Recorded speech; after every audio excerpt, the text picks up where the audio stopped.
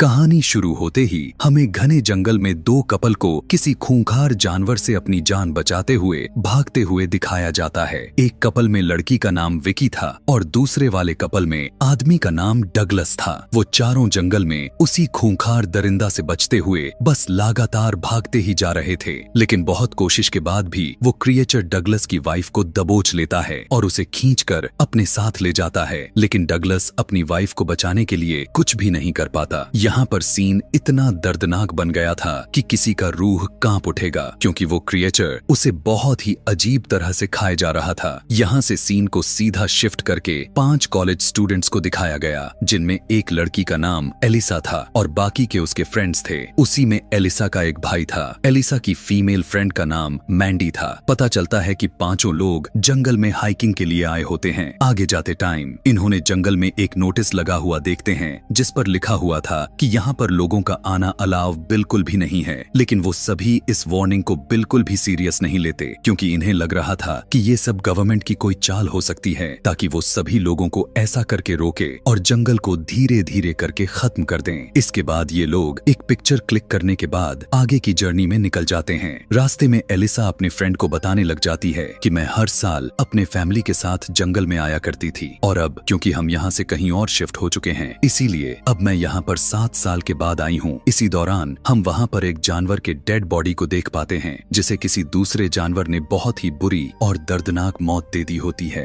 फिर कुछ दूरी पर जाने के बाद एलिसा अपने भाई को और भी आगे जाने से मना करती है। वो बताती है कि अब हमें इसके आगे ना जाना शायद हमारे लिए सही हो सकता है, क्योंकि हमें वापस भी लौट कर जाना है, और अगर यहाँ पर रात हो गई तो हमें काफी मुश्किलों का सामना करना पड़ सकता है। लेकिन एलिसा का भाई उसे समझाता है कि हम पहले भी तो डैड के साथ जंगल में काफी आगे तक जा चुके हैं, इसीलिए तुम्हें चिंतित होने की कोई जरूरत नहीं है, हमें कुछ भी नहीं होगा। यहाँ पर एलिसा को ना चाहते हुए भी अपने भाई की बात माननी पड़ती है। लेकिन थोड़ी ही आगे जाने के बाद इन दोनों भाई बहन में बहस होने लग जाती है। इसी बहस से परेशान होकर एलिसा का फ्रेंड और भी आगे जाता है, तो उस वहाँ पर किसी का बैग पड़ा हुआ मिलता है। यहाँ पर एलिसा को कहीं हुई बात भी सच हो जाती है, और क्योंकि अब रात हो चुकी थी और ये लोग अभी भी जंगल में घूम रहे थे, लेट हो जाने की वजह से सब लोग एलिसा के भाई पर काफी गुस्सा दिखाए जा रहे थे, क्योंकि वही तो था जो इन्हें जंगल में इतना आगे की तरफ लेकर आया हुआ था। इसके बाद इन्हें वहाँ पर एक लड़की के डेड बॉडी पार्ट्स मिलते हैं, जिसे इस कहानी के शुरुआत में ही वो अजीब तरह से दिखाने वाला खूंखार क्रिएचर उसे अपने साथ ले जाकर उसे नोच नोच कर खा गया था, यानी डगलस की वाइफ। अभी वो सभी डगलस की वाइफ के डेड बॉडी के पार्ट्स को देख ही रहे होते हैं, तभी अचानक से उन्हें वहाँ पर किसी क्रिएचर की आवाज सुनाई दे पड़ती है। आवाज इतना खतरनाक था कि इन लोगों की हवा टाइट हो जाती है, डर जाते हैं, इसीलिए वो जल्दी से अपनी गाड़ी की तरफ भागने लग जाते हैं। लेकिन इससे पहले कि ये लोग अपनी गाड़ी की तरफ पहुंच पाते,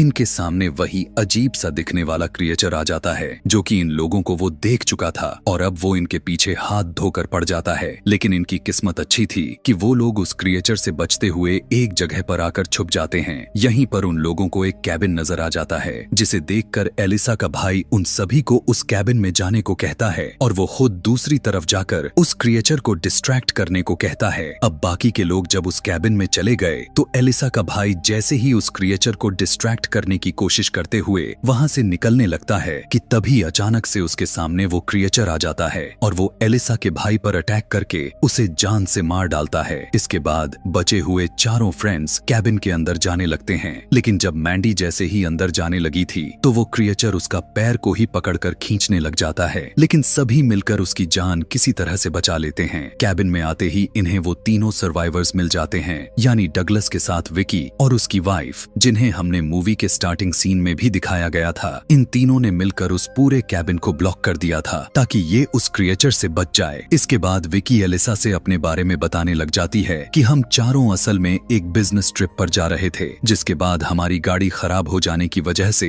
इसी जंगल में फंस गए, और उस क्रिएचर ने हमारी फ्रेंड को मार दिया। तभी एलिसा का फ्रेंड बताता है कि मैंने सभी पेरेंट्स को कॉल लगा दी हुई है, और साथ में पुलिस को भी इन्फॉर्म कर दिया है, और अपने लोकेशन भी बता दी है, इसीलिए बहुत ही जल्द कोई न कोई उनकी मदद के लिए यहाँ पर आ जाएगा। तब डगलस कहने लगा कि ऐसा कभी नहीं होगा, क्योंकि कोई भी यहाँ पर हमारी हेल्प के लिए नहीं आ पाएगा, और अगर हमने इस जगह यानी इस कैबिन से बाहर निकलने की कोशिश किया तो दरिंदा हमें मार खाएगा। अब जबकि डगलस की कही हुई बातों से ये लोग इतना डर जाते हैं कि कैबिन के डोर्स और विंडोज को और भी अच्छी तरह से कवर कर देते हैं ताकि वो क्रिएचर अंदर ना आ सके। यहाँ पर एलिसा काफी परेशान हो चुकी थी क्योंकि उसे भय होता जा रहा था कि वो क्रिएचर जरूर यहीं कहीं पर छुप कर बैठा घात लगाया हुआ है और वो यह चाहता है कि वो इसी जगह पर एक साथ कैद रहें।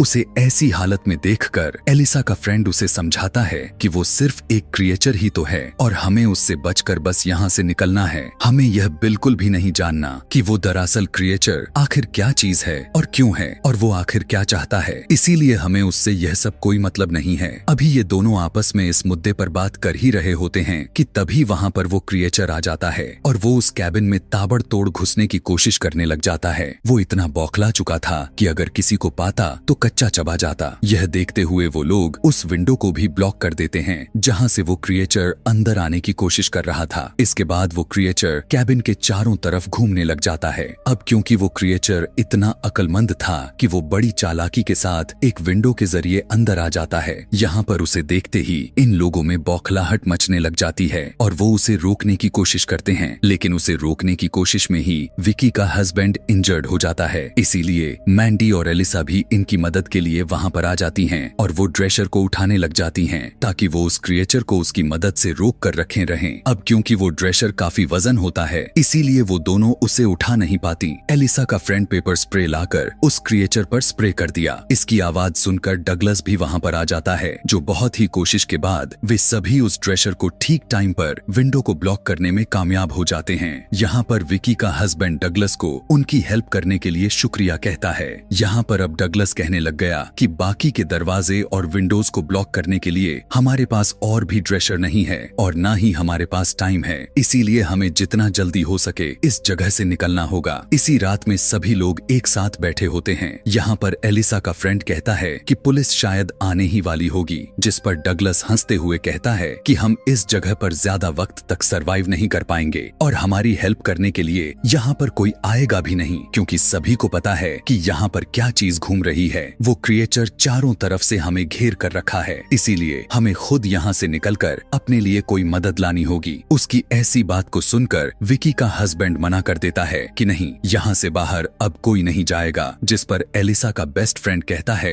कि मैं जाऊंगा, बाहर हेल्प लेकर जल्द ही वापस भी आ जाऊंगा। उसकी ऐसी बात सुनकर एलिसा अपने फ्रेंड को दूसरे रूम में ले जाकर उसे समझाने लग जाती है कि तुम बाहर नहीं जाओगे। तब बदले में वो कहा कि अगर मैं हेल्प लाने के लिए बाहर नहीं गया तो किसी की भी जान बच पाना ना के बराबर है। इसीलिए एलिसा को अपने फ्रेंड की बात ना चाहते हुए भी माननी पड़ जाती है और अब ये लोग प्लान बनाते हैं कि विकी का हस्बैंड उस क्रिएचर को डिस्ट्रैक्ट करेगा। उसी टाइम एलिसा का फ्रेंड कैबिन से निकलकर हाईवे की तरफ फौरन से भागेगा, जिसके बाद वो इस काम को अंजाम देने के लिए तैयार हो जाते हैं। विकी का हस्बैंड बाहर जाकर उस क्रिएचर को डिस्ट्रैक्ट करने लग जाता है। अब एलिसा का दूसरा फ्रेंड घर से बाहर पड़ा हुआ था। वो एक दूरबीन से उस क्रिएचर को देखता है और वॉकी टॉकी की मदद से वो विकी के हस्बैंड को बताने लग जाता है कि वो क्रिएचर तुम्हारे काफी करीब आ चुका है। तब मौका देखकर एलिसा का बेस्ट फ्रेंड उस कैबिन से काफी दूर भाग जाता है। इसके बाद एलिसा का फ्रेंड विकी के हस्बैंड को बताता है कि अब वो क्रिएचर मुझे कहीं पर भी नजर नहीं आ रहा है। इसका मतलब यह है कि अब वो वहाँ से भाग गया है। और तभी अचानक से इन लोगों को वॉकी टॉकी पर एलिसा के बेस्ट फ्रेंड की चिल्लाने की आवाजें आने लग जाती हैं। तब यहाँ पर उन्हें पता चलता है कि वो क्रिएचर अब एलिसा के बेस्ट फ्रेंड के पीछे लग चुका है। इसीलिए एलिसा का फ्रेंड और विकी का हस्बैंड फौरन से कैबिन के अंदर आने की कोशिश करते हैं, लेकिन डगलस उस दरवाजे को ब्लॉक कर देता है और वो उन्हें अंदर आने नहीं दे रहा था, जिसे देखकर विकी उस दरवाजे को खोलने की कोशिश करती है, लेकिन ऐसा करने से डगलस उसे मना करने लग जाता है। इसीलिए एलिसा उन दोनों को वॉकी टॉकी पर बताती है कि किचन का दरवाजा खुला हुआ है, तुम वहाँ से अंदर आ जाओ। इसीलिए अब एलिसा का फ्रेंड और विकी का हस्बैंड किचन के दरवाजे से होता हुआ कैबिन के अंदर आ जाते हैं। विकी का हस्बैंड अब काफी गुस्से में था, इसीलिए अंदर आते ही डगलस को मारने लग जाता है, जिससे डगलस बेहोश हो जाता है। और जब उसकी आंख खुलती है तब वो खुद को बंधा हुआ पाता है, क्योंकि अब उन लोगों को डगलस पर बिल्कुल भी बिलीव नहीं हो रहा था और यही वजह थी कि उन्होंने उसको बांध दिया हुआ था। इसके बाद हम एलिसा को देख पाते हैं, जो कि अपसेट लग रही थी क्योंकि उसने अपने भाई और अपने फ्रेंड को खो दिया था। इसीलिए वो डिसाइड करती है वो उस क्रिएचर को मारकर ही यहाँ इस जंगल से बाहर निकलेगी। वहीं पर एलिसा का फ्रेंड काफी डरा हुआ होता है, क्योंकि आज वो मरते मरते बचा हुआ था और अब यहाँ से उसे लगने लग गया था कि वो आज किसी भी वक्त मरने वाला है।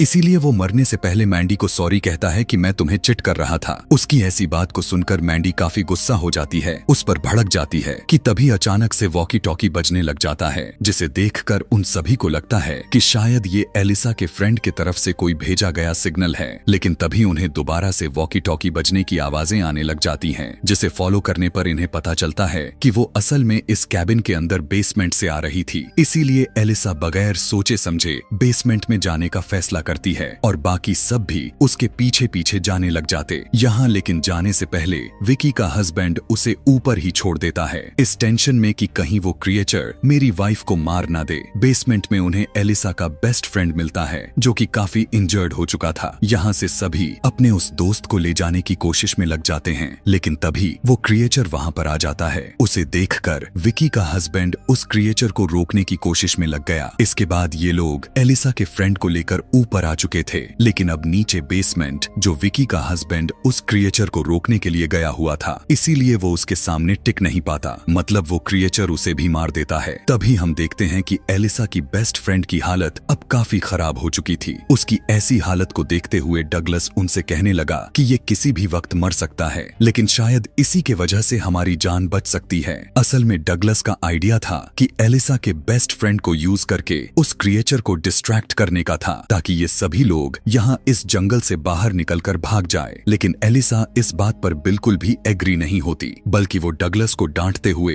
वो एक दूसरा प्लान बनाती है कि हम उस क्रिएचर को इस जगह पर लाकर ट्रैप कर देंगे और उसे अंडरग्राउंड रूम यानी बेसमेंट में मिले हुए उस फ्यूल की मदद से उसे जलाकर मार देंगे। एलिसा का प्लान को सुनकर डगलस भी तैयार हो जाता है, कहने लगा कि अभी तक मेरे दिमाग में ये आइडिया क्यों नहीं आया। यहाँ पर सबसे अजीब चीज देखने को मिल जाता है, वो यह कि आजाद होते ही डगलस एलिसा के बेस्ट फ्रेंड को मार मार कर उसकी जाने ही ले लेता है। उसकी ऐसी हरकत से सभी लोग काफी बुरी तरह से बौखला जाते हैं, लेकिन इससे पहले कि वो डगलस को कुछ कह पाते, वो क्रिएचर अचानक से विंडो के लॉक्स को तोड़ते हुए अंदर आ जाता है और डगलस को बहुत ही दर्दनाक तरीके से मार देता है। और क्रिएचर उसे इतनी बुरी तरह से खा रहा था कि वहाँ पर खड़ी हुई लड़कियां हादाश जाती हैं। अभी वो क्रिएचर डगलस को अभी खाने में ही बिजी ही थे कि तभी मौके का फायदा उठाकर वो तीनों अंदर अंडरग्राउंड रूम में जाकर फ्यूल लेकर आते हैं। फिर वो उस फ्यूल की मदद से वहाँ पर आग लगा देते हैं, जिससे वो क्रिएचर उस आग में जल जाता है और उसकी मौत हो जाती है। इसके बाद वो लोग अंडरग्राउंड रास्ते से होता हुआ आगे की तरफ बढ़ चलते हैं, लेकिन रास्ते में विकी को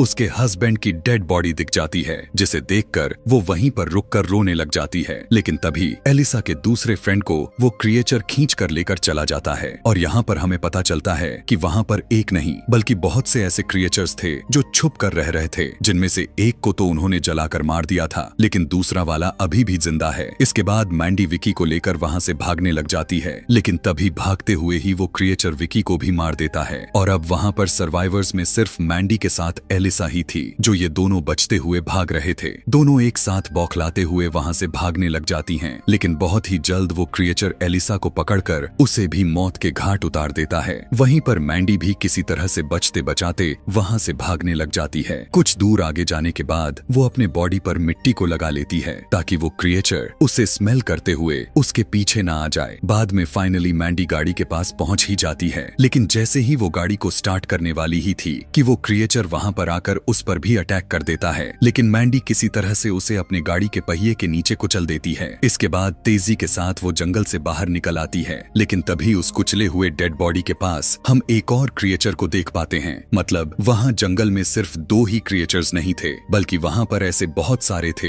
जिन्हें अंदाजा लगा पाना नामुमकिन था। इसी को दिखाते हुए यह कहानी, यह मूवी यहीं पर खत्म हो जाती है। ऐसे ही और भी ज्यादा मूवी एक्सप्लेनेशन वीडियोस देखने के लिए कमेंट में नेक्स्ट लिखना ना भूलें। Thanks for watching.